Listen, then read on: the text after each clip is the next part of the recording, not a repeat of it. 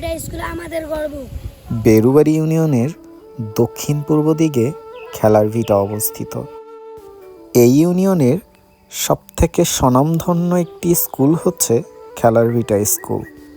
বিগত বছরগুলোয় দেখা গিয়েছে এই ইউনিয়নের সবথেকে ভালো রেজাল্ট এবং প্রথম স্থান অর্জন করে এসেছে।